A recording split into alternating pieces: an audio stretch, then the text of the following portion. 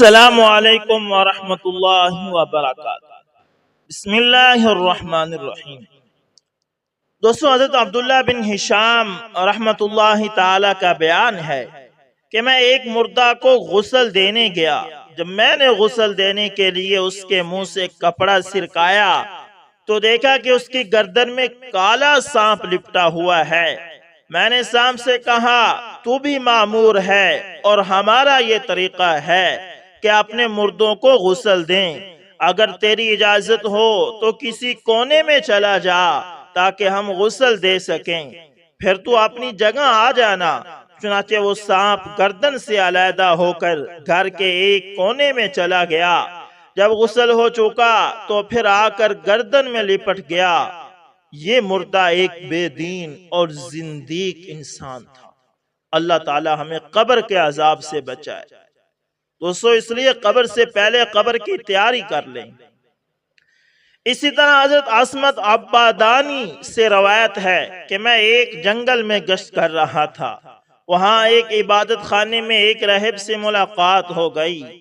ملاقات کے دوران میں نے اس سے درخواست کی کہ آپ نے اس جنگل میں عجیب مشاہدات کیے ہوں گے، سب سے زیادہ عجیب واقعہ بیان کیجئے۔ چنانچہ راہب نے بیان کرنا شروع کیا کہ میں ایک دن بیٹھا ہوا تھا کہ اچانک ایک سفید پرندہ شتر مرغ کی شکل کا اس پتھر پر گرا اور پھر اس نے اپنے منہ سے ایک سر اگل دیا۔ اس کے بعد پاؤں، پنڈلی وغیرہ اگلتا رہا۔ جب وہ اعضاء کو اگلتا تو ہر عضو دوسرے عضو کے ساتھ فوراً جڑ جاتا تھا، یہاں تک کہ تمام اعضاء جب پورے ہو گئے تو پورا ایک آدمی بن گیا۔ اس آدمی نے جب اٹھنے کا ارادہ کیا تو اس پرندے نے ایک چھونچ ماری اور اعضاء کو ٹکڑے کر کے نگلنے لگا۔ اس منظر کو میں کئی دن برابر دیکھتا رہا۔ مجھے سخت حیرت ہوئی اور اللہ تعالی کی قدرت و عظمت کا کامل یقین ہو گیا، اور مجھے یقین ہو گیا کہ زندگی کے بعد بھی ایک دوسری زندگی ہے۔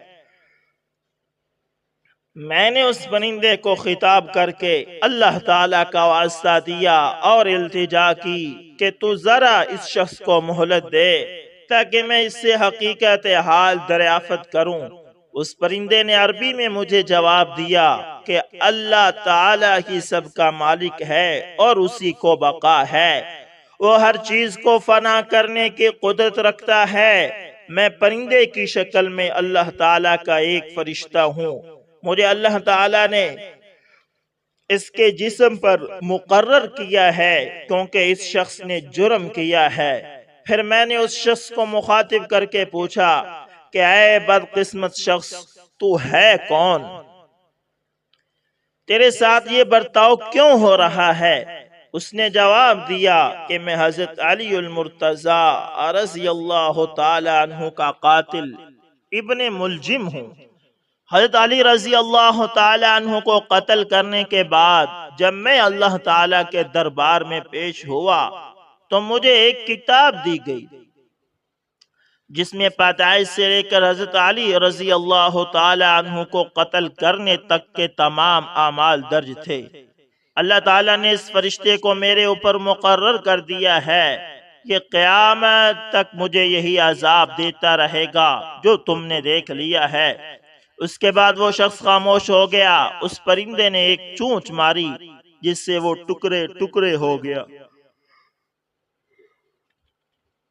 پھر پرندہ ان اعضاء کو یکے بعد دیگرے نگل گیا اور وہاں سے ایسا رخصت ہوا کہ نظر نہ آیا۔ ابن عساکر، تاریخ ابن نجار، موت کا جھٹکا، یہ واقعہ آپ ان کتابوں سے دیکھ سکتے ہیں۔ دوستو، اسی طرح یحییٰ بن ایوب بیان کرتے ہیں کہ خراسان کے دروازے پر جو قبرستان ہے، ایک دن میں وہاں گیا اور وہاں پہنچ کر ایسی جگہ بیٹھ گیا کہ وہاں سے مجھے قبرستان میں داخل ہونے والا ہر شخص صاف دکھائی دیتا تھا۔ میں نے دیکھا کہ ایک شخص قبرستان میں داخل ہوا اس حالت میں کہ اس نے اپنا منہ سر چھپایا ہوا تھا اور وہاں ادھر ادھر گھومنے لگا۔ وہ جس قبر کو ٹوٹی ہوئی یا زمین میں دھنسی ہوئی دیکھتا وہاں کھڑا ہو جاتا اور اسے دیکھ کر رونے لگ جاتا۔ میں اپنی جگہ سے اٹھا اس خیال سے کہ میں بھی اس سے کچھ نفع حاصل کروں۔ میں جب اس کے قریب پہنچا دیکھا تو وہ سعدون تھے اور وہ حضرت عبداللہ بن مالک کے قبرستان کی ایک جھونپڑی میں بیٹھا کرتے تھے۔ میں نے ان سے کہا کہ اے سعدون، تم کیا کر رہے ہو؟ انہوں نے کہا کہ اے یحییٰ، کیا تمہارے پاس وقت ہے کہ ہم دونوں بھی ان خاک شدہ جسموں کی حالت پر روئیں، اس سے پہلے کہ ہمارے جسموں کے ساتھ یہی معاملہ ہو اور ان پر رونے والا بھی اس وقت موجود نہ ہو۔ پھر انہوں نے کہا اے یحییٰ، قیامت کے روز یعنی اللہ کے روبرو قیامت کے دن رونے سے یہ زیادہ بہتر ہے کہ جسموں کے خاک ہونے کا منظر یاد کر کے ہم اس وقت روئیں۔ اس کے بعد کہا اے یحییٰ، وَإِذَا الصُّحُفُ نُشِرَتْ، اور جس وقت کے اعمال نامے کھولے جائیں گے۔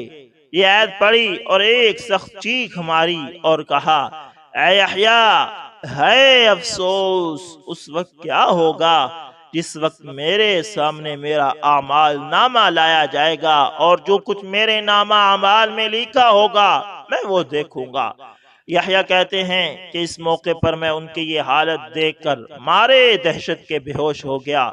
جب مجھے ہوش آیا وہ میرے پاس بیٹھے تھے اور میرا چہرہ اپنی آستین سے صاف کر رہے تھے اور کہہ رہے تھے کہ اے یحییٰ، اگر تم اس وقت فوت ہو جاتے تو تم سے زیادہ کوئی باشرف نہ ہوتا۔ اللہ اکبر، اللہ اکبر۔ اللہ تعالی ہمیں مرنے سے پہلے مرنے کی تیاری کی توفیق دے۔ دوستو اسی طرح علوی خاندان، علوی اس خاندان کو کہتے ہیں جس کا نسب نامہ حضرت علی المرتضی رضی اللہ تعالی عنہ سے ملتا ہو۔ تو دوستو علوی خاندان کا ایک شخص بلخ میں رہتا تھا جو عجم کے شہروں میں سے ایک شہر ہے، یعنی کہ سید خاندان کا۔ اس کی بیوی اور لڑکیاں تھی اور اللہ تعالیٰ نے انہیں ہر قسم کی نعمتیں عطا کی تھی۔ وہ فوت ہو گیا تو اہل و عیال کو اس کے مرنے کے بعد فقیری اور تنگ دستی نے آ گھیرا۔ چنانچہ وہ بیوہ علویہ عورت اپنی لڑکیوں کو ساتھ لے کر کسی دوسرے شہر میں چلی گئی تاکہ دشمن کے طعن و تشنیع سے بچے۔ اتفاقاً ان کا نکلنا بھی سخت سردی کے موسم میں ہوا۔ جب شہر میں داخل ہوئی تو اپنی لڑکیوں کو ایک غیر آباد مسجد میں بٹھایا اور خود ان کے کھانے کے بندوبست کے لیے شہر چلی گئی۔ اس کا گزر دو جماعتوں پر ہوا۔ ایک جماعت تو ایک مسلمان کے پاس جمع تھی جو شیخ البلاد تھا، یعنی مہر آدمی تھا، اور دوسری ایک مجوسی کے پاس جو کہ اس کا نائب تھا۔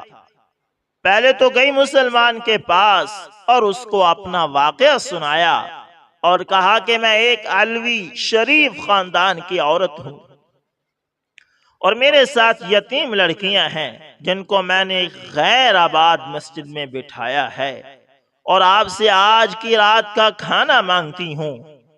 اس نے کہا کہ کوئی گواہ لا میرے پاس کہ واقعی تو علوی خاندان کی عورت ہے۔ اس نے کہا کہ میں ایک اجنبی عورت ہوں، اس شہر میں مجھے کوئی نہیں جانتا۔ چنانچہ اس شیخ البلاد نے منہ موڑ لیا اور وہ عورت شکستہ دل ہو کر چلی گئی۔ پھر وہ اس مجوسی آدمی کے پاس آئی اور اپنا حال اس کے سامنے بیان کر دیا اور کہا کہ میرے ساتھ لڑکیاں ہیں اور میں ایک علوی شریف خاندان کی عورت ہوں، اور شیخ البلاد کے پاس جانے کا قصہ بھی سارا بیان کیا۔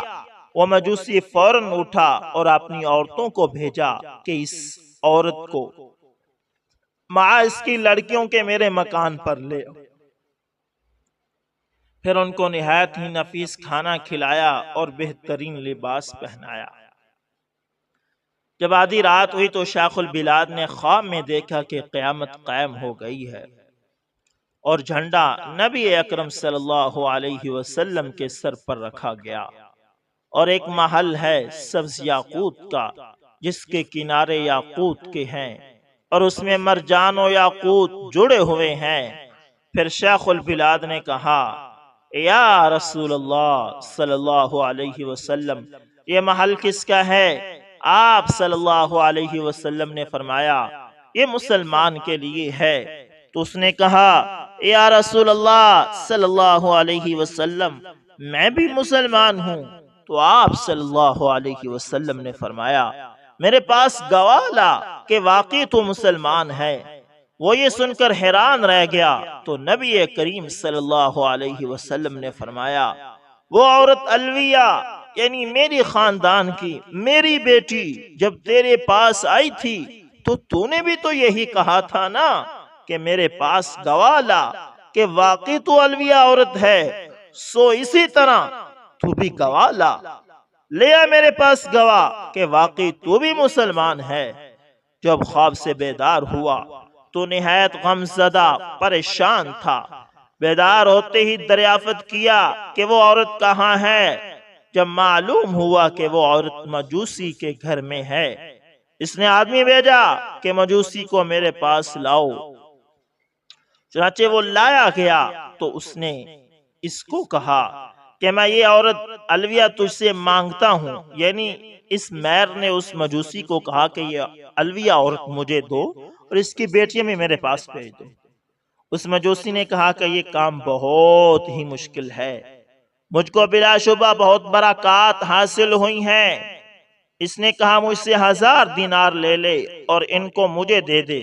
اس نے جواب دیا، یہ بہت مشکل ہے، میں انہیں واپس نہیں کروں گا۔ مجوسی نے کہا، جو چیز آپ چاہتے ہیں میں اس کا زیادہ مستحق ہوں، اور وہ محل جو آپ نے خواب میں دیکھا وہ میرے لیے بنایا گیا ہے، کیا تم میرے سامنے اپنا اسلام ظاہر کرتے ہو؟ اس میر نے کہا۔